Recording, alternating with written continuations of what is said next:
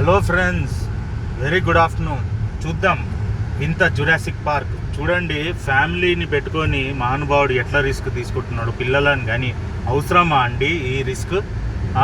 ఒక 100 rupees 200 rupees difference వస్తుందేమో. మా అంటే ఇక్కడిక్కడనే తిరుగుతుండ్రు వీళ్ళు. నాకు తెలిసి వీళ్ళేమి తిరుపతికి అయితే పోతలేరు.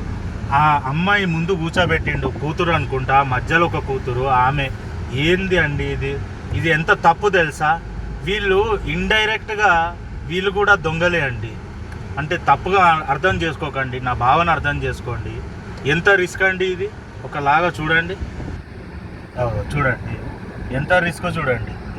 ఇట్లా చేయడం ఎంతవరకు న్యాయం అండి? చాలా తప్పు కదా, చాలా తప్పు ఇది. వాళ్ళకి దేవుడు బుద్ధి ఇవ్వాలని ఆశిస్తున్నాను. వాళ్ళకి అంటే పాపం పిల్లలకి ఏం తెలుసు అండి? వాళ్ళ డాడీ ఎట్లా చేస్తే అట్లా. వాళ్ళ డాడీ ఇంత హీనంగా ఎందుకు ఆలోచిస్తుండో నాకైతే అర్థమవుతలేదండి. పిల్లలను కనడం అన్నదే ఒక పని కాదండి, వాళ్ళ జాగ్రత్త కూడా మన బాధ్యతనే. సో పాపం ఆమె వెనకాల వైఫ్ ఏం చేయలేదండి. ఈ రోజులల్లో అట్లా మారిపోయింది చాలా మటుకు. ముందు ప్రజెంటేషన్ ఏంటంటే వైఫ్ మాట మేము వింటాము అని హస్బెండ్స్ బిల్డప్. కానీ పాపం 100కి 100% హస్బెండ్ మాటలే వినాల్సి వస్తుందండి వైఫ్. చూడండి ఎంత డేంజర్గా నడుపుతున్నాడు ఆ మనిషి.